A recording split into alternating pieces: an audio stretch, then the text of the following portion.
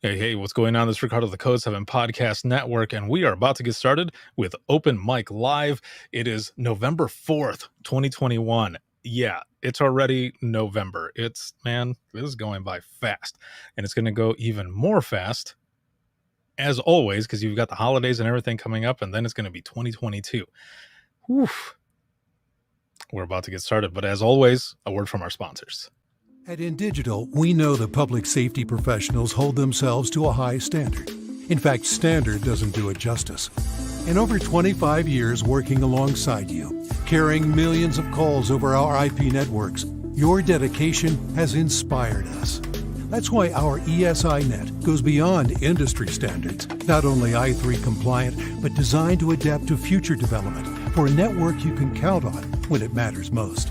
Learn more at indigital.net. Here in Greenville County, we have 8 different places where a 911 call can be answered. It is the largest county in South Carolina. It's a challenge. The type of information that a telecommunicator gets from Radius Plus is location-based technology. You can see where the caller is, if they have a medical issue, if they speak a different language. They're immediately able to text to that caller in their native language.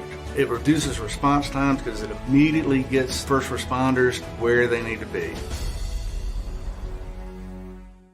If Within the Trenches has ever taught you something, open your eyes to what it is like to be a 911 dispatcher, or has inspired you to become one, then help support us and join our Patreon. Get exclusive bonus content, one-of-a-kind swag, discounts on merchandise, ad-free early access to new episodes, and much more. To join, please visit patreon.com/WTT podcast. And if you're an industry partner, we have something for you as well. And now, for the show. This is Jordan, and you're listening to the Code 7 Podcast Network.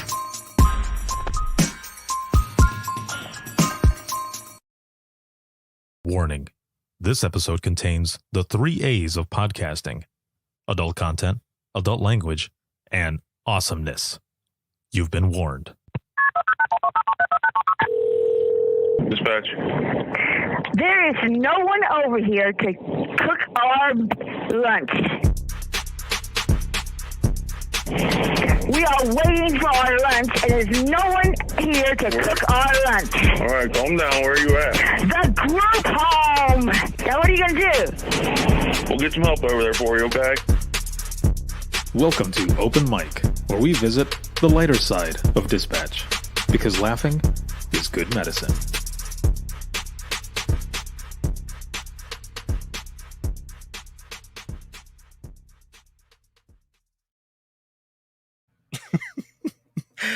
Hello, and welcome. I'm sorry, that intro always makes me laugh, and I just love the fact that that is from a real 911 call that a buddy of mine hooked me up with a few years ago, and I kind of chopped it up a little bit so that it would just fit with the intro. Big ups to my homie Jared for that. I love it. Thank you so much. Welcome, everyone. This is Open Mic Live. Again, it is November 4th, 2021, and I see some folks that are already jumping in here in the comments, so welcome. I am so happy to have all of you here. As always, this episode is sponsored by InDigital, Rapid Deploy, as well as Carbine, and a big shout out to patrons. Thank you very much for everything. I wouldn't be able to do everything I do if it wasn't for all of you, and everyone who's here, who watch, listen, share, and support. So thank you so very much. I've posted episode 412, and 413 is already out there for patrons. Make sure to check that one out. That one is going to air next week, Tuesday, I believe it is. Yeah, next week, Tuesday, it's going to end up popping up there because I'm doing so much stuff. I have to put it out there a little bit earlier than I usually do. It usually goes out on Wednesdays, but this time it's going to go out next week, Tuesday. And that's going to be both for the video and the audio version. So check that one out. That one is with Julie Buckingham, and she is former dispatch, but also program director with RQI. So make sure to check that out. We also have a webinar that we're going to be doing on Wednesday. That'll be Wednesday the 10th, and that is one with Nina, and that one's going to be about an hour and a half. I am going to be running actually the discussion there as we're talking about CPR and such, and it's going to be an excellent discussion. Make sure to check that out. And then a few hours later at 4:15 p.m. Eastern time, make sure to check me out. I'm going to be closing out Rapid SOS's Ready 21 virtual event, and I'll be closing it out with Imagine Listening. So make sure to check that out. Have your stories ready, and thank you to both companies for having me be a part of it. The opportunity, just thank you so much. It's amazing. Also, audio versions for the DRT as well as Open Mic Live. That is a bonus perk for patrons. So if you're not a patron already, make sure to go patreon.com/WTT podcast, and you can get all of that there. So it's Thursday. How are you feeling? We're already going towards the end of this week.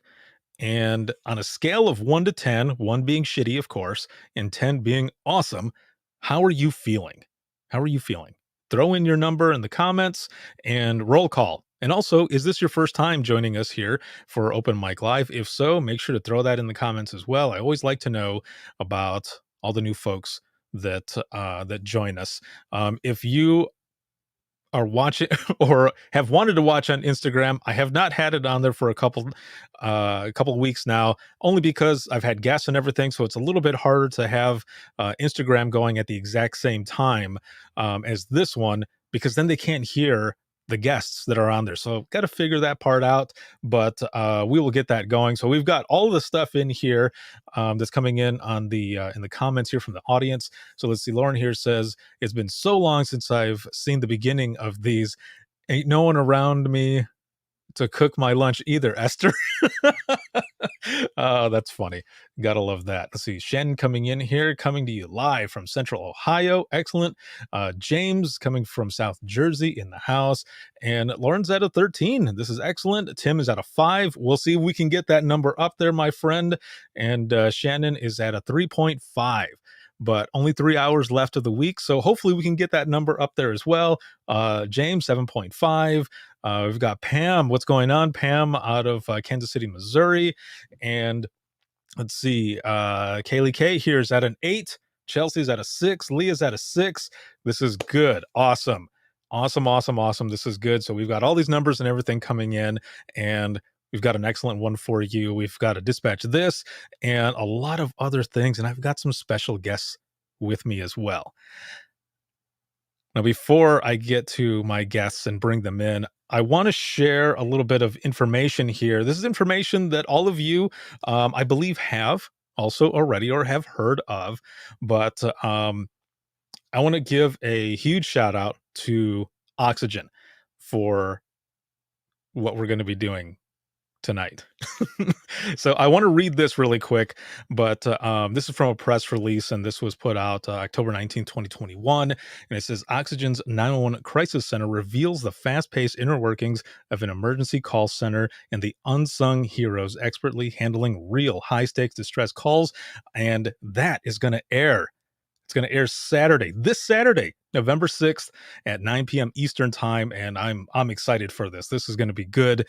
I've seen some of the clips and everything, and just really stoked about it. So it also says the new series gives viewers a front row seat to the high-intensity environment dispatchers thrive in during emergencies. So also part of this, Oxygen, the home of high-quality true crime programming, drops viewers in the middle of the action at a dynamic Chagrin, I said it right, Valley area emergency call center in Ohio. At the center, the responders' calm demeanor, quick thinking, and ability to draw out essential information from callers in the midst of extreme situations is often the difference between life and death. From gut-wrenching to heartwarming, these very first responders hear it all over the course of a 12-hour shift. The all-new series, 911 Crisis Center, premieres Saturday, November 6th at 9 p.m. Eastern Time. So, once again, because a lot of you I know have seen it, I want to go ahead and play this really quick here. And actually, before I start playing this, let me bring my guests on. So, my special guests tonight are going to be Lisa and Nick. Lisa is the assistant director. Nick is the director, and they are from Chagrin Valley Dispatch out of Ohio. Let me bring them up here. Hello. Good evening to the both of you. Hello. No. So, Nick, do you see all our hype girls there from work? I see that. That is amazing. This is good. This is very, very good. I'm This gonna is let gonna it be go that an a lot of fun. entire shift is watching us right now while they're at work. Oh, that is funny. But they're cheering you on. This is good. This is good. Let's go with that. Yeah, right. Yeah. Yeah. We'll stick with that there. So I want to play this this trailer that's here, and then kind of discuss it a little bit, and then we'll get to more of this, because we also want to talk about some of the blinging headsets. And actually, you know what? Let's start with this instead. Before we start the intro of this, Lisa, I want to start with you, and then Nick. Let's get a little bit of information, a little bit of background on the both of you. How did you get into dispatch? I have been dispatching for about 11 years now. I am a born and raised fire brat, so I grew up in the firehouse, Mhm. and my brother's a fireman, so it kind of just fit. I actually had no idea that I wanted to be a dispatcher until I was bartending and I spilled ranch dressing on a man in a suit. And I got a phone call from a family friend that said, "Hey, you want to give it a shot?" So I'm like, it's got to be better than destroying people's clothes. Sure. So, and here I am. I was a dispatcher and then a trainer and a supervisor. And now here I am. So I have to say that's probably a first that I've heard, that leading into the the transfer over. Now, would you say though that, and even with that incident, that it kind of prepared you for going into dispatch and some of the people that you might have to speak with, or that you would speak with? Because Yes. I'm assuming that person was not too happy. Well, he was gracious about it, but Oh, he was was he? not Oh. happy. He was not happy, but he was very nice about it. Oh, well, excellent. Yes. So you've been doing this now for some time, and I guess, what was it like for you in the beginning going into it? You say that you had that time in the firehouse, and I'm sure you heard all the radio traffic and everything. But what was that like for you in the beginning going in, and then just getting into this profession? It was different because my first agency was very small. We were a single dispatcher agency. I'd watch Netflix, after midnight because nothing happened. And then we regionalized with Chagrin Valley. And Nick loves this story because he stole my job. I just bought a house and it was terrible. My life was ending, and it actually turned out very well for me. So Well, that's good. yeah. That is excellent. Nick, how about you? How did you get into dispatching? I started right out of high school again with a smaller department. Was there for about 6 years and decided I wanted to go into the police and fire. So I was a police fireman paramedic, and I retired about 5 years ago. Mm-hmm. And when all the regionalism started, so this is my second career coming back to dispatch, and it's been a ride ever since I retired. Excellent. So it's been keeping you going and everything, and because you have some of that background as well, you're able to relate to everyone there in the center, and with what is going on. Plus, there's also that mutual respect as well. When you have someone come in who comes from where you come from, it's a lot easier to be able to relate and do the position, the job, everything that we have to do. Correct? Oh, 100%. I think it's definitely a benefit to some of our successes because we understand all three fields. Gives us that upper edge. That is excellent. I want to play this this preview here now really quick, as we've gotten to know you, the both of you a little bit better here, and after this we can talk a little bit more about how all this came to be. And again, it's going to be premiering this Saturday. I know there's a lot of people who are excited about this, so let me go ahead and play this here really quick. All right. 911, what's your emergency? My father, he's not breathing. We're gonna do CPR until the ambulance gets there.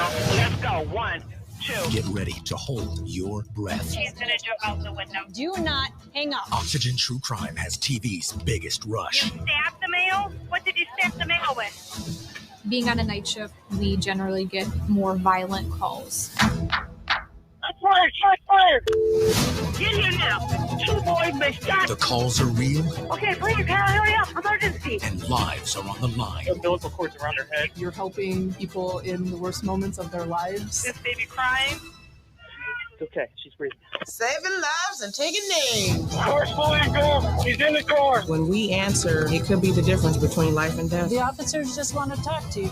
They're gonna kill me, I'm gonna kill them.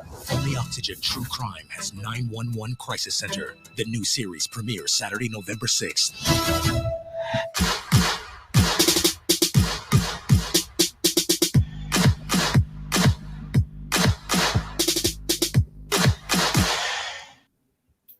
All right, kicking the bass there with that video there at the end. Gotta love that. So the preview alone, I mean, everything it's just very very action packed, going back and forth and everything with these calls. You've got the audio, you've got the reactions of everyone, and one thing here as well, and it's something that I saw a lot of people actually talking about. So let me put this up here really quick. Let me move this over here to the side and put this on the screen. Boom. All right. So I guess I want to kind of start with this because it looks like in the preview, there are a few different folks who have a pretty badass headset like here. So tell me about these headsets, because I know on a different show, one of the things that people noticed right away were these light up keyboards, these keyboards that had all these different colors. Well, with this one here, a lot of what people noticed as well were the headsets, and all blinged out, looking badass. So tell me about this, Lisa. So I will say this to everyone. When we first moved over, because we moved into where we are now in 2014, and we were told that we were going to get headsets. And I was a dispatcher. I'd only really been there for about 5 or 6 months. And I told him I was going to bedazzle my headset because, you know, I'm sparkly everything. Everything's got to be sparkly and blink. Well, I got made fun of, and they all thought it was stupid until I actually did it. And then they all wanted it. But this beauty here is Melanie, and she got her headset blinged out by one of our center managers named Carla. And she actually did most, if not all, of the blinged out headsets. She sat and worked her little fingers to the bone and put each individual jewel on everybody's headset. And this is the result. Oh, man. Well done. I was okay. I was wondering how that was actually done. Yep. I figured it was just like a long strip or something going. No, it's hot glue and individual jewels. Yep. Oh. And we actually at one point did a Facebook contest for headsets to, you know, decorate their headset as much as, you know, they want. I had a girl do like the Evil Queen. So it literally went like up and over. There's no way she can get that stuff off now, so it's stuck there forever. But so yeah, all their headsets look awesome. Nice. I might have to buy one and send it over just so that you guys can bedazzle it for me. She'll do it. She'll do it. She'll stay up and she'll send it to you with a note that says, "Here you go, fam."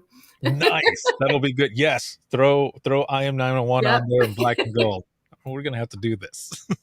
So I want to know, one of the big things that that I wanted to talk about was just, basically the experience. So, this started some months back now, right? And you were approached with this idea and to come in and just kind of film and do everything. But I mean, what was that experience like, having cameras there and just going through the day to day? Because it's one thing, and I ask this because it's one thing when you're working, right? And you have officers come in sometimes where they're just kind of chilling there. You're like, you guys can go, right? You got your paperwork and everything. We Bye. But now you've got all of these people, right? You've got all these people here and you're working. So, between the both of you, how was this experience? How did it go? The way it started is this was before COVID too. It all started before COVID. And, we start with, how police, fire, and dispatchers are. We constantly try to one-up each other and busting balls. So I get this voicemail that Lisa forwarded to me from some lady that says, "Hey, I'm with Dick Wolf Productions. We want to talk to you." My first response was, "Who in the hell is Dick Wolf?" I thought somebody was busting my chops, and thank goodness that I called her back and set this all up. And they came out. God, it's been over a year ago to do the pilot, and the pilot took off. The network bought in on it, and the rest is history. That's awesome. Yeah, I will admit I've had a few emails come in from folks who wanted to talk about a few things. A few people are in the comments right now asking about something that I did months ago that I had posted up. I haven't gotten the green light to talk about it yet. So those who are asking in the audience, I've not been given the green light, but it's coming soon. But yes, it was the same way. I had gotten this email and I thought it was fake. And then a friend of mine said, "No, that person is a producer for something and you should call them." But I wasn't going to do it. I wasn't going to call them back. You don't want to get in that trap. No. Right. Yeah. It looked fake. And then, there's a couple links on there. And I thought, no, if I click on this link, it's going to be like some ransomware or something and I'm going to be screwed. But it ended up turning out to be something good. So I'm with you, Nick. I would have thought the same thing. Like, nah, son, this is fake. It took some convincing for me to tell him that it was okay. I think we should probably call them back to find out what's happening. Yeah. So this is pre-COVID that this is happening, and they come in. So Lisa, from your experience, what was this like then? You've got cameras and everything. I saw a picture recently where it looks like it's your crew, and then there's also like camera crews there. People standing on the sides with their cameras, everybody smiling and everything. But what was that like in the beginning? It was different, just because most dispatchers, we don't like our bubbles invaded. I mean, the dispatch center is, for lack of better term, our safe space to drop F-bombs and swear at people if we need to. And the last thing we want is for that to be caught on camera. But it was weird at first, especially, when they were shooting the pilot. It was right in the middle / towards the end of COVID. And, when you're getting mic'd up, they're coming at you with a surgical gown on and a mask and a bigger mask and gloves. And I'm going, what is happening? What are we doing? Like, just hand it to me. I'll put it on myself. Right. It was weird. It was weird. But eventually, we got to know our crew, our people there. Dispatchers are natural, inquisitive people. So our first, well, what have you worked on? What have you done? You tell me about you before you get into our life. So we got to know our crew pretty well, and they're awesome. And we got, jokes. I'm sure they played on them when we weren't there. And, there's a lot of laughing, and it was fun. Towards the end, you kind of actually did forget that they were there. You forgot that you were mic'd a lot. There are some interesting stories related to that.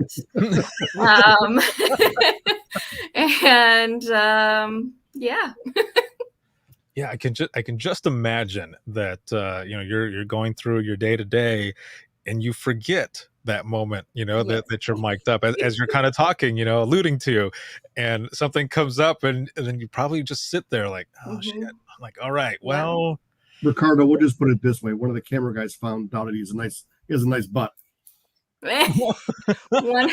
We had a girl mic. Obviously, everybody was mic'd up that wanted to be mic'd up. And, the girls will get up and go to the bathroom, or go up, they'll unplug to go to the bathroom. Obviously, they'll go into the kitchen to refill their water, and they'll have conversations with another dispatcher in there. Did you check out that camera guy's butt? Oh, it's so cute, blah, blah, blah. And they go out and they're all laughing, and they went, oh my God, I'm mic'd. And that was a good story. They caught me yelling at Nick at one point in our office, and I forgot I was mic'd. But that was when they first came to film just a little like teaser thing to see if anybody would pick it up. But yeah. It was interesting. Oh, that is hilarious. Gotta laugh. So it looks like so there's a Jordan Marie here. Yes. The crew was amazing, but she also said up here at the top, she said it was super weird having them in there. And then, so I'm going to put this one on the screen here. Is our poor sound guy hearing us burping? You had Tom and you had Percy. They had to listen to the girls burping all day. Oh man, that is hilarious. Yeah, so I remember when I was in dispatch, there would be some burping going on, and if we had, if we had something that we could hold up with a number to, 1 through 10 or whatever, that's probably what we would have done. I can only assume that it was the same with all of you. Judging on how everything was. And let's see, Jordan says, and eating. Yes. So what was it like then for the sound guys, for the camera crew to be there and listening to some of these calls? Because there are a lot of people, right, that end up asking, what's the craziest call you've ever taken? What's, whatever call. And people are not prepared, right? If you end up actually telling them the craziest call, Right. or a crazy hard call or something, usually they're just kind of sitting there like, oh, I wasn't expecting that. It's like, well, you asked. Mhm. So for them, you're doing everything that you're supposed to be doing. Everyone is there, they're working, they're taking these calls. What were some of their reactions? I think that they were a little bit more prepared than just some random film crew off the streets, because most of them worked with Live PD, and they worked with Rescue 911 and things like that. So I think that they kind of had an idea what to expect. But it took them a while to figure out, because, all of our dispatchers, they do the call taking and dispatching at the same time. We don't have separate call takers and dispatchers. So they kind of had to figure out the flow of the room. And, they finally I think they went with, so-and-so's getting loud, go over there and see what they have, and things like that. But they learned the flow, but I don't think that they were overly surprised by anything that they heard. I think there was some stuff because, fortunately for them in the show, they got a lot of good stuff for the first 3 or 4 months that they were, 3 months that they were there. They got a lot of good stuff. So. Oh man. So was there a separate crew then, like during the day or into the midday, and then of course midnight shift? Like how did that kind of work out? Or was it the same folks all the time and they're just, Well, no, yeah, they split them up. They changed. They had different days. They would come in around 1:00 in the afternoon, and they would stay till about 5 a.m. So, and it was different times all the time. I don't know. I'm sure the girls will correct me. I believe Mondays or Tuesdays was our day off of filming. And I think that was their day off. But we had a different crew, this group and then this group, but there was the same people the entire time. Nice. So looking in the comments here, it looks like, and it says, and eating. They have so much footage of us eating. Yes, I'm sure they do. Oh, that is pretty funny. So I want to go to Nick with this question. And Lisa, you can jump in as well. But what were some of the reasons, like, they come to you for this idea and wanting to film there and show what it's really like in there, what all of you are going through? What was some of the reasons that you wanted to do this? So I just think we're different. So, we're not under a police department or a fire department. We're a council of governments. So we don't have that upper echelon as bosses. It stops with Lisa and myself. And this was just a way to spotlight what we do every day, that it's a career. And for me personally, I'm really hoping that this jump starts. Hey, I want to be a telecommunicator. We all know everybody's shortage, whether you're a dispatcher, policeman, fireman, nobody wants to work anymore. So we're hoping that this is going to be that chance that jump starts this as a career, and we'll see where it goes from there. But that's at least what we're looking at, is shining the spotlight on us, on our staff, and everybody else around the country that does this, because they truly are. You hear everybody say we're truly the first responder. That is excellent. I fully agree, man. Just putting that out there and highlighting more, it gives that cool factor. I mean, that trailer alone, it's pretty badass. And, seeing that, and I did it for 13 and a half years, and it makes me want to go back sometimes. Like, I don't miss, the crazy hours and the overtime and like the county politics, but man, it was such a good job, and it was so fun to be in there, especially with the crew that I worked with, those out on the road. The calls, they're always going to be crappy calls. It's 911, but there's also funny stuff that happens. There's saves. It's very rewarding. We don't do it for the money, that's for sure. we do it because it's our calling. So I fully agree. But what about you, Lisa? What are your thoughts? Coming from just our agency, like being in the seat there myself and moving up, through the ranks, I know the amazing talent that we have answering the phones and behind the radios. And I've worked in the trenches with them. I sat next to him. Charlene and I were on a shift together, and we were on night shift, and we survived, which is all we could say half of some of the days. We just, I just really wanted to highlight like the amazing job, because, unfortunately when dispatchers are in the news, it's mostly always for negative stuff. So if you see on our Facebook page, I don't post any negative stuff. I'm boosting our dispatchers. I'm talking about how awesome they are. And I think that all agencies should do that. There's no reason why you shouldn't do that.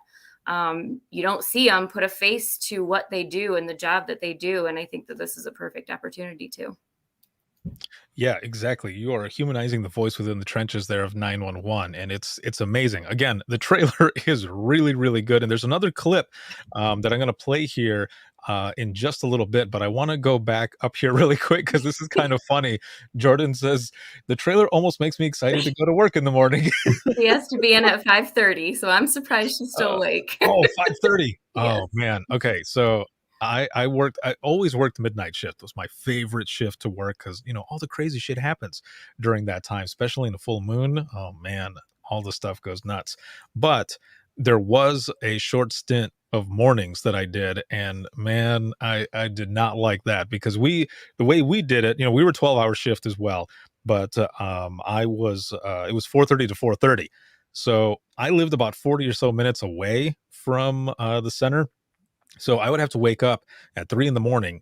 to leave by 3:30 to get to work at 4:15 so that I could get briefed and then start the shift at 4:30. And, if you're getting forced in for a 16-hour shift, I wouldn't even go home. I would stay in the quiet room. Oh, I said the Q word. If there's people. Oh, God. Mazio, right close it. I'm sorry. In that room is where I would sleep. I'm waiting for. Yep, she's going to yell at you if she heard it. Whoops. So one of the questions here, and I want anyone who's in the audience who's watching right now and such, if you have any questions, please throw them in the comments and we can answer them as well. But there was one up here that I wanted to highlight, and either one of you can answer this one, but I'll put it on the screen as well. This one's from Joyce and says, how do you get through the liability stuff? I know it can get scary for a department to allow public in. Well, I think that was my first question. Yeah. We had an MOU, legal passed it, our COG president passed it. And the good news is that we get to preview each episode. So if there's something that stands out that we want to get out of, they're really good and are really working with us. Mm-hmm. Well, and Ohio is, I don't know what the specific term is, but any of those calls are public record. So, I know there were some comments online that people were like, well, that's not legal for them to release those calls. Well, it is 100% legal. And, they don't use our CAD screen. They don't use any of that. They rewrite everything. So it's not the CAD screen at all. No addresses are said. They bleep them out. No names. I believe they bleep them out as well. So they were really careful on that. Excellent. I've wondered the same thing, how all of that works, because, everything is recorded, whether there's a film crew there or not. Everything is recorded audio wise, right? And the way our phone system work, and I don't know if yours is the same, but as soon as we picked up the handset, whether there was a live call or not, it was hot. And we would tell trainees when they were coming in, we would say, if you lift that phone, you need to watch what you Be say. ready. Yep. Yeah. And they wouldn't believe it. And I remember one time specifically, I was telling someone, I was like, go ahead. I was like, lift it up and say something and then play the playback. And they did. And they're just, oh shit. I was like, yeah, dude. Yep. Oh shit. Like, watch what you say, because you don't want that to end up on the news or, in court or something like that. So, yeah, I can just imagine, just how all of that was. But then, so how was it for your crew then? You've got, and this, I mean, dispatch wise, when the camera crew is coming in, like, did you ever notice them acting, just a little different? Like they weren't sure how to, kind of react and just, I mean, while they're there, or we had some dispatchers that didn't want to be filmed, so they didn't sign the release, and that was perfectly fine. We didn't make anybody do anything. But the one supervisor said I could always tell when it was filming day because all the girls came in with their hair done and their makeup on, except, when they would usually come in with their, messy buns and their, makeup halfway down their face and their glasses and things like that. Some of my dispatchers ate it up, some kind of shied away, but it seemed like everybody had a good time. So, yeah. Excellent. Now, Joyce says here, love that you have the final okay. That's what I was worried about. And that is cool. Yeah. That is cool that every one of those episodes, you were able to see and give the final okay on, because, sometimes, you're going through and you do certain things and they're like, yeah, we'll let you know. And you might not hear something. Yeah, that's what we're aware of. Yeah. Well, and Joyce asked a question earlier. Yes, we were down at Neenah, and yes, that was our big giant truck. Oh, that's right. Yes, that was our truck. Let me see here. I'm looking through the comments. I see Jessica putting us all on blast. Sorry, girl. Just talking about the clothes and everything. About the clothes and them getting ready in the morning. Oh, that is funny. But it is true, because I mean, I would come in mornings and stuff, because we were Central Dispatch, so we didn't have we weren't facing the public or anything like that. But it was definitely funny though, because in the evening sometimes they wouldn't tell us until like the last couple of minutes or whatever. They'd call up and say, hey, Ricardo, I just want to let you know, for you and your crew, we've got a Citizens Academy that's coming in. And I go, oh shit, okay, get off the phone and say, all right, put your crap away, all of your chips or whatever you have. We have people that are going to be coming in, and we're trying to put stuff away really fast, and then there they go walking by the window, and you're just, all right, it's too late. now you got to deal with it. Yep. Oh, that was funny. Were there anything? Was there anything during this time that surprised either one of you? Whether it been the production or the process or anything like that. Were there any surprises? Or my only surprise was we thought we were going to be 1 or 2 episodes, and we were going to go across the country showcasing other centers. And then the surprise was on us that all 16 episodes are with us. Yep. So that was a shock. We didn't know that. Well, I mean, I guess we could have, but we didn't really think that it would be all us. See, but that is awesome. Again, just like the both of you were saying, you're highlighting all of your people there and how everything works. Now, I can just imagine as well, the public in the area seeing how all of that works as well. It might change the way they react or anything like that when they're calling. And what I mean by that is because some people they'll call in and it'll be a certain way, but because they're going to be learning how you do things and why you do things, they're going to react differently, and it might make it a lot easier for you. We do a lot of like community outreach. I am actually in almost every single one of the community groups for the cities that we dispatch for at the center that's specifically highlighted in the show. There's 17 cities there. So I am in those community groups for every single one. And so, they like to get on there and complain about dispatch. Well, I look into every single complaint that they put on there. And we actually had a really tough go with one specific city because it was a big, large city and it was just rough. It was one of our biggest at the time. And we actually invited them to come down and tour the dispatch center. We're trying to like build that bridge. And now I don't think things could be better with the residents. They know who to tag when somebody, you know, is complaining about dispatch. I look into it. There's people that thank us all the time and, you know, reach out to us. So yeah, that's huge. We're like that public education community outreach is huge. And I think this will help with it as well. That is excellent. I'm just excited for everything that you all are doing. The fact that you're highlighting it this way, and definitely for the whole everyone being short-staffed. I'm with you. And not one single actor. So that's one nice thing about this. There's no actors. It's not scripted. No. It's true live. What they do in a chair. Yeah. And we're just like every other center out there. I mean, we need people. We're short staffed. We bicker with each other. We have people who dislike Nick and I. We have people who love Nick and I, and they like each other. They hate each other some days. We're just like every other center, but we let cameras come in now. For better or worse, we let them come in. Right. Yeah. You're pulling back that curtain there to show everything and how you work like a well-oiled machine as well.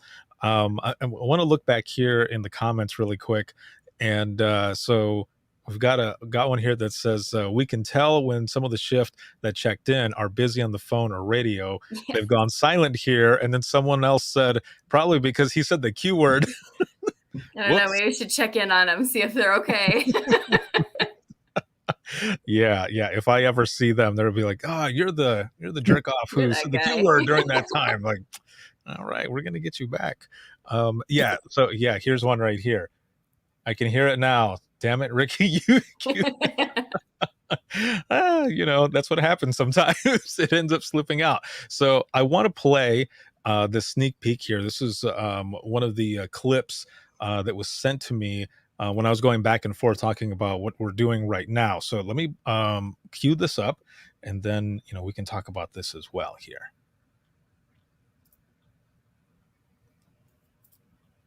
Police and fire, this is Abby.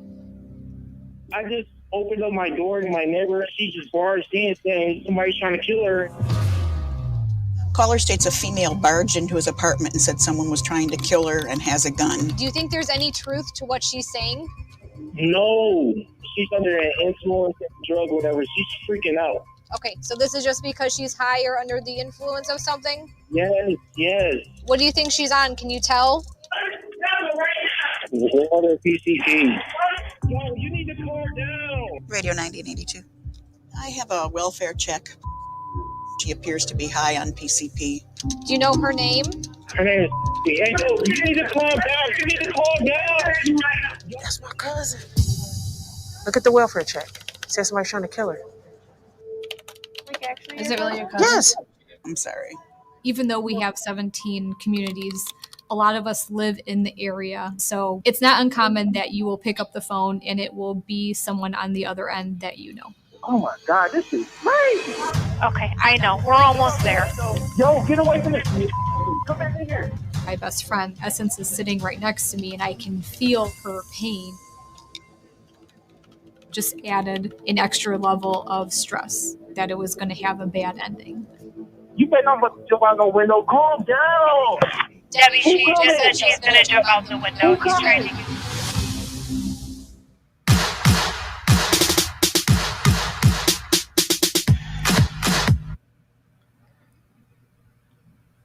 So that is just a clip of what's going to be coming up. I don't know what episode that is on or anything like that, but that is just a clip. That was one that was shared, and I wanted to play that as well because it really, it shows how intense it can get in there, especially when you are working in an area that you live in, people that you know, that it might be, a family member. So I guess from either one of you, if you can kind of talk about this clip here, what was that like? Were either one of you there during this time, or even afterwards, just hearing about it?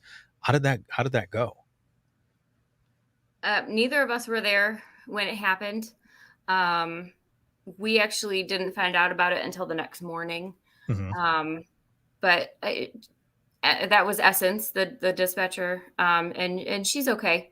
She's good. Good. She was able to debrief a bit and decompress. I know that the supervisors, you're like, step out of the room. You need to just take yourself a minute, regain your composure. I mean, not that she lost her composure, but just give her a minute to get her head on straight and come back. And she jumped back in it just like all the rest of us would.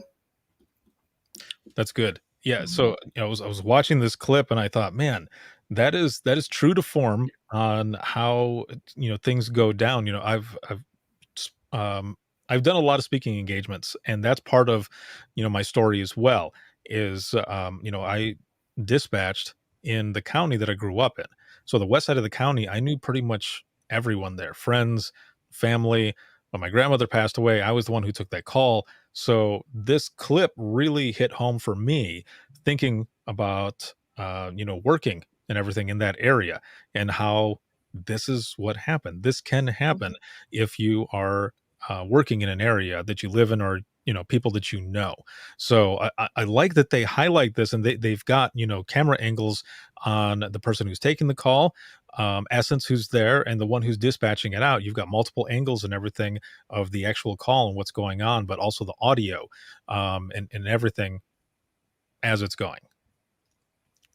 Yeah, we've had issues, before, where people take calls from their family members or someone that they know. I personally was given a warrant to enter on someone that I knew, and I had to hand it off to someone else because I'm not even going to deal with that. And so you compartmentalize, you deal, and then you get back to it. They had a nice phone call a couple weeks ago for our boss who was going lights and sirens to a call, and someone hit him, someone T-boned him. And we got the OnStar call, and they said it was, the subscriber name was Nick DeSico. So they had to deal with that. Oh, geez. Well, clearly he's fine. So like, hey, he's here. It's fine. This is you, right? It's not a cutout. So Yes. that's good. Yeah. So if you don't mind, Nick, kind of talking about that as well, again, some people end up taking calls from those that they know. This time it was you, and you had to go through. But of course, you've got trust in the folks that you work with. They're, doing everything that they're doing. But I mean, on that end, what was that like for you? And the reason I ask is because there have been some times where I've spoken to people and they've said, I'm not going to be that person who's going to call 911. Like, if I'm going through something, I'll deal with it or whatever. But of course, if it's a big emergency, they'll end up calling. But for whatever reason, sometimes we feel embarrassed when it's us calling 911. But what was that like for you then? Somebody mentioned the big trucks. So, that was what it was. It was a call out. I had to go to the station and pick it up. I happened to call for help on my radio. It just that OnStar made the actual phone call because all the sensors went off, the airbags went off. But they handled it like rock stars. Didn't skip a beat, except they forgot to notify Lisa. Yeah, I didn't know. But it's what they do every day. I'm looking over here in the comments and stuff. Yeah, a lot of the dispatchers here on the other end when I had my accident. That is good. Yes, that is good. We had a lot of a lot of our dispatchers live in our cities that we dispatch for. And Kaylee's garbage can caught on fire and she had to call. Oh, no way. I actually had to call and I got Charlene because Kaylee and another dispatcher were trying to leave a present on my front porch. And I thought it was someone trying to kill me because I live alone. Oh. And they kept calling me from a blocked number saying, open your front door at like 10 o'clock at night. So I'm calling the police because I don't know what's happening. And it turned out to be them picking at me, leaving me presents. Oh, that is funny. It looks like, so Kaylee says it was 2 a.m. Oh no, when her garbage can caught on fire. Well, yeah, that's what I was going to say. When it caught on fire, it was 2 a.m. Yeah, we would have had words had she been knocking at my door at 2 a.m. to drop me off a present. I don't care who you are. Yes. Oh, that is funny. So, one of the things that I love about, doing this show, whether it be Open Mic or Within the Trenches, the flagship show, is whenever I talk to those who are in this industry, it seems like we all have the same types of stuff that we're dealing with. I can only imagine that you also have a chair graveyard. I know. Yes, Yes, we maybe. do. I think there's about 4 of them in there. Yeah, And it's one- funny. They have a sticker on one that says "I'm broken," and one of the dispatchers wrote underneath it, "Me too, chair, me too." So, Oh, that is hilarious. But okay, so then I have to ask, the one that says that it's broken, do people still use it? no. No, really? Because if they sit in it, they will just fall. They will fall down. They will just Okay, it's that tumble messed right up. out. Yeah. Oh, okay. The reason I asked was because the graveyard that we had, there was one chair that everyone seemed to use. It was destroyed. I mean, the armrest, it looked like people had been like, pulling it out from being stressed out or whatever, Mhm. and then after a while it was just that arm was missing, and it never went back up. It was always set all the way back. But every time someone would put it outside to get rid of it, it would end up back inside the dispatch center. They did not want to get rid of it. Even when we got new chairs, those were all still Mhm. there. Yeah, Jordan just said the one missing the arm still gets used some. There you go. Right, See? but if you fall out of your chair, that's your fault. Right. Oh yeah, everyone has that one chair that they want to keep, and it's got that groove that's in there. So as I have you both on here, we've been talking about this show and everything, but I want to do something really quick with all of you and those who are here in the audience. So I usually have a dispatch this. I usually put it out, but there'll be some times where I will wait until open mic to be able to put it out there and just catch everyone off guard. So I'm going to put a picture up on the screen. This is something that I saw. It was similar. It's not the same picture, but it's similar. And I thought it was pretty funny. So I wanted to put it up there. I don't know what dispatch page had it on there, but shout out to you, whichever one you are. I apologize that I don't remember which one it was. But I also saw a few people tweeting this as well. So this is going to be for a BOL, a be on the lookout. And what I am looking for from the audience, and the both of you can jump in on this as well, is how do you think this BOL would come in? But also, how would you put this out over the radio? So let me put this picture up here really quick. Bam. There it is right there. So this is obviously the DeLorean from Back to the Future. But I want to know, how do you think this would come in? Let's say, if this, the vehicle's all over the roadway, how do you think someone would call this in? Because also you would have that shock of, so I think the Back to the Future car is on the highway right now. And I'm calling because it's all over the roadway. I don't know if they're drunk or they're actually trying to go back in time, but it's on the road right now, and I'm not sure what to do. That's why I'm calling you. So for you, Lisa, how would you put this out over the air? Oh God. I would not have any sort of professionalism with this one. I don't know. I'd probably mention something about 1.21 gigawatts or something like that. You gotta have fun with something like this one. Yeah. Yeah, for sure. Yeah, this is coming in. So I'm looking here in the comments really quick. I want to read what they have here. Cars in the area, reckless driver doing about 88 miles per hour. Let's see. Catherine says, "Oh dang, BOL Bolo for Doc and Marty." And let's see. I'd give it out exactly how the caller tells it. Okay, so there's another thing right there. So for the both of you, thinking when you were in the chair, when you would have calls coming in, would you ever type in the narrative exactly like the person is saying, just in case the person on the radio says it exactly the way it's on there? I guess it would depend on who the officer was that I was giving it out to. If they're playing nice in the sandbox, I would give it to them nice and professional like. And if not, then yeah, word for word. What about you, Nick? Oh, I'd same thing. But I'd put a little fun twist on it. There you go. Yeah. So I was the same way. If I would get a call that was coming in and, someone is just like yelling and swearing, I would type in exactly what they were telling me and put it in the narrative. And sometimes you would have someone on radio who would not read it first. They would just go through and start putting it out there, and you would hear them get caught off guard as they're starting to read the swearing that I have in there. and I would hear that, and I would put the microphone up a little bit and kind of chuckle, like, I got him. But then the same thing would happen to me, though. So, I'm being an ass, but then it would happen to me. Karma would get me, and I would be the one, because I did it all the time. I would not read what was in the narrative, and you would think that I would learn that to read it first so that I wouldn't mess up. And sometimes I'd have to chuckle on the radio because I would mess up. and I would get messages from people saying, you should read those first. Like, I know. I just want to let you know, Mazio is back. So I don't know what they had, but she's back now. Oh, good. Excellent. Hopefully everything went fine. Yes.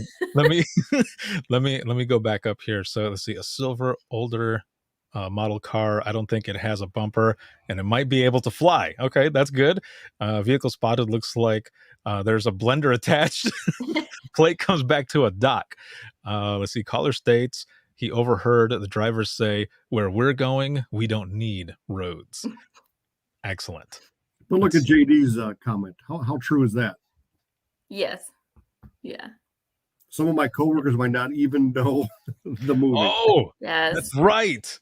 Little babies. We got little babies. Yeah. No, you're exactly right there. Yeah, people would not know, even if they gave the license plate as out of time. Right. Yeah, they would not know that part. That's sad. That's sad to me, but that happens. Let's see. Ella here says someone would definitely call it in as a spaceship. And let's see, didn't we have Santa walking in the freeway the other day? What? That happened? That's kind of funny too. Let's see, what else is in here? Not that you mentioned it, I probably have one or two as well. Catherine here says some of my coworkers weren't even born. Oh, hey, Katie. That is pretty funny. So then, yes, putting it out over the air.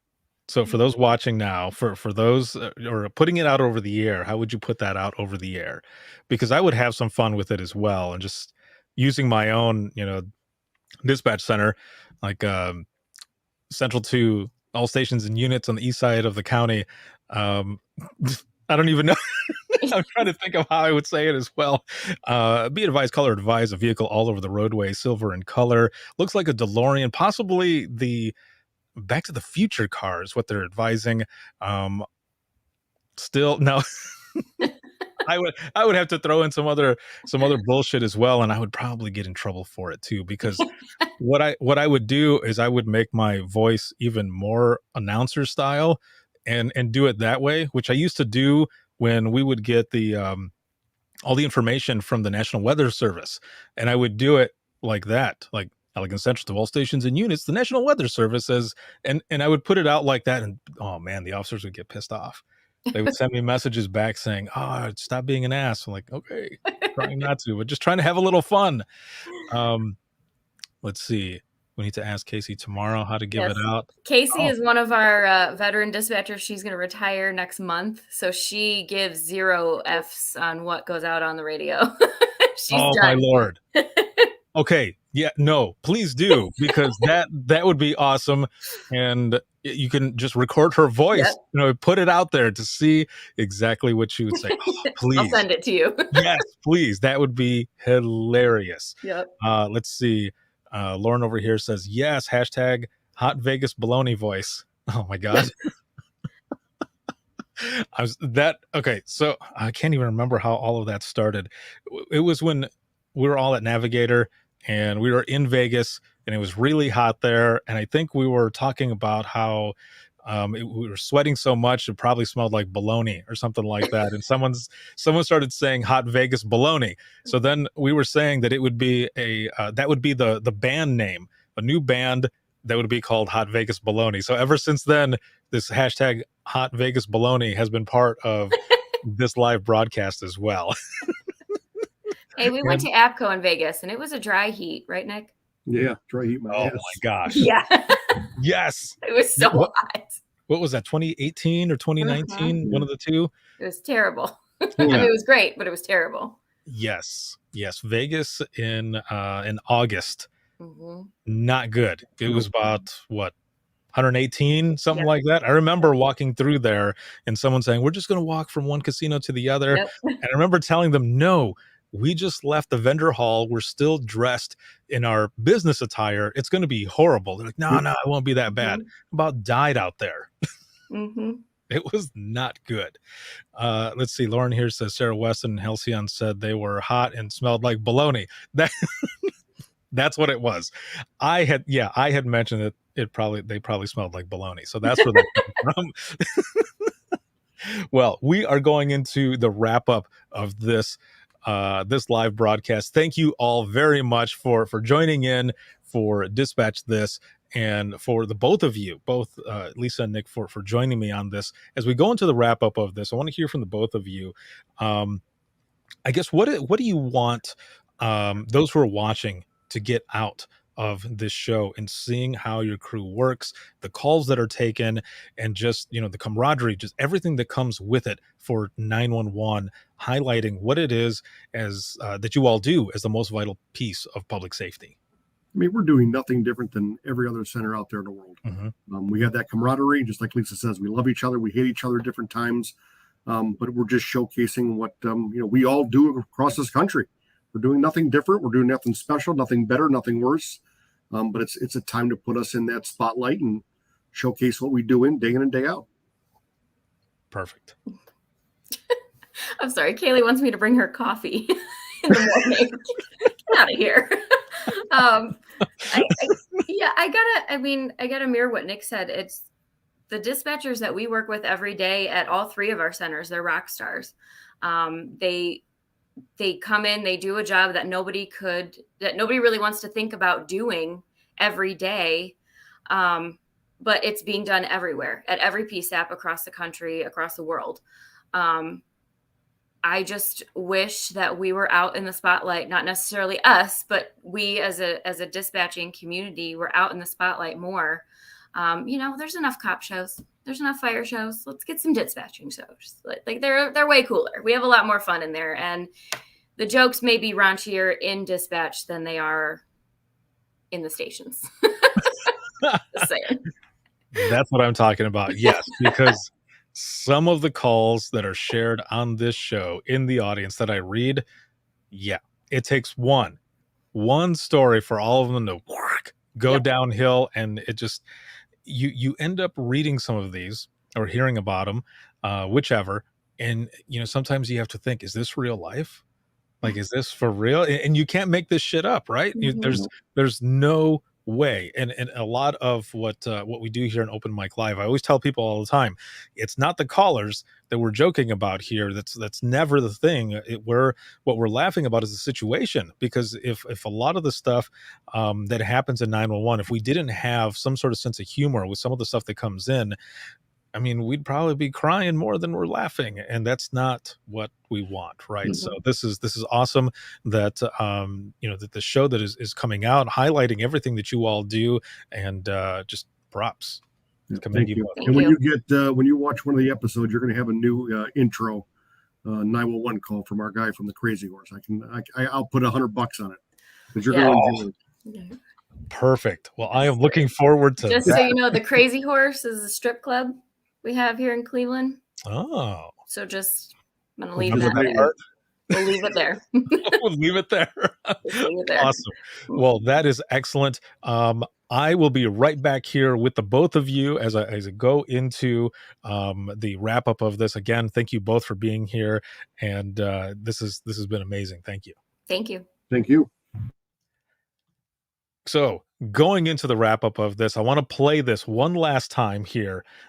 Because I just want to say thank you to, again, both to Lisa and Nick, everyone from the Dispatch Center, and to Oxygen for giving us the go-ahead to be able to do this. This was really cool to be able to do this. So I want to play this one last time here to get you all pumped and ready for the premiere that is going to be this Saturday. 911, what's your emergency? My father's not breathing. You're gonna do CPR until the ambulance gets there. Let's go. 1, 2. Get ready to hold your breath. She's gonna jump out the window. Do not hang up. Oxygen True Crime has TV's biggest rush. You stabbed the mail? What did you stab the mail with? Being on a night shift, we generally get more violent calls. Fire! Shot fired! Get here now! 2 boys been shot! The calls are real Okay, please, hurry up! Emergency! and lives are on the line. The umbilical cords around her head. You're helping people in the worst moments of their lives. This baby crying? It's okay, she's breathing. Saving lives and taking names. Car's fully engulfed. He's in the car. When we answer, it could be the difference between life and death. The officers just want to talk to you. They're gonna kill me. I'm gonna kill them. Only Oxygen True Crime has 911 Crisis Center. The new series premieres Saturday, November 6th. There you have it. November 6th. It's going to premiere 911 Crisis Center. And this is where you can check out everything for Oxygen as well, oxygen.com. They have their app.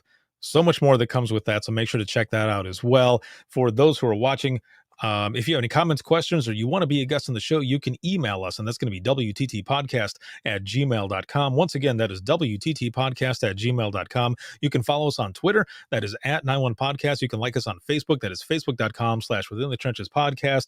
This live broadcast has been sponsored by InDigital, Rapid Deploy, as well as Carbine. And if you're looking for any bonus content, you can become a patron and support us there. Patreon.com/WTT Podcast. This can be seen on Facebook, YouTube, as well as Twitter. And if you are a patron, you get an audio version of this as well.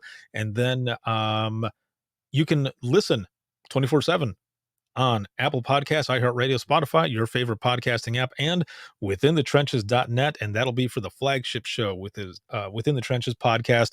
Thank you all very much for being here. And I hope your numbers have gone up. I meant to check in here at the end, so I'll do it right now. Throw up your numbers and we'll see if you have moved up from the one that you were there before. I am way above a 10. This has been an excellent night. Thank you so very much. And I will see you next week, Thursday, once again for Open Mic Live, 9 p.m. Eastern time on Facebook, YouTube, as well as Twitter. Have a good one, everyone. And we'll see you in the next one.